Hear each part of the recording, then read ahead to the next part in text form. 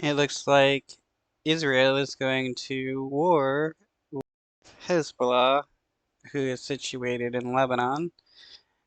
There's been several events of rocket fire between the two along the border.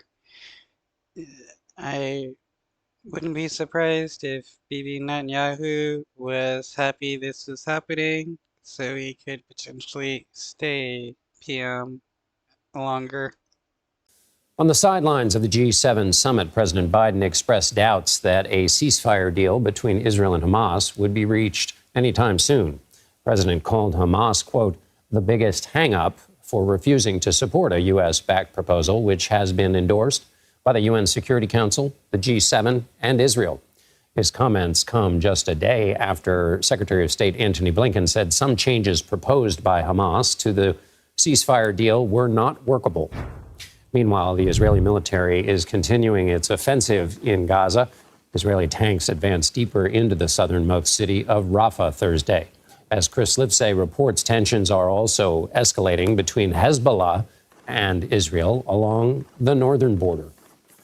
Well, Israel and Hezbollah continue to exchange fire at the southern border with Lebanon. The Iran-backed militants launched 40 rockets into Israel, the second day in a row of clashes after Israel killed a senior Hezbollah commander yesterday. Today, Israel said it struck Hezbollah military structures in Lebanese border villages. After the Hamas...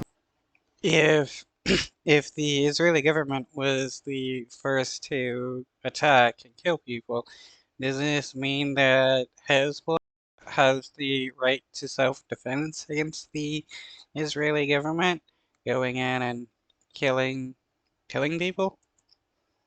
massacre and kidnappings of October 7, Hezbollah stepped up its attacks on Israel, sparking fears of a much broader war in the Middle East, as Israel's southern and northern borders. Since then, Israel has evacuated roughly 80,000 people from the border with Lebanon. Meanwhile, the hostages freed over the weekend are beginning to speak about their experiences. CBS News spoke to the parents of Andrei Kozlov, who told us their son suffered both physical and mental abuse. They say he spent months with his hands and feet tied, forcing him to eat, quote, like an animal. They told him his family and his country had abandoned him, adding to the shock he experienced when those Israeli commandos burst into the house he was trapped in and rescued him. But for all Kozlov was willing to share, he told his parents, "There are things I experienced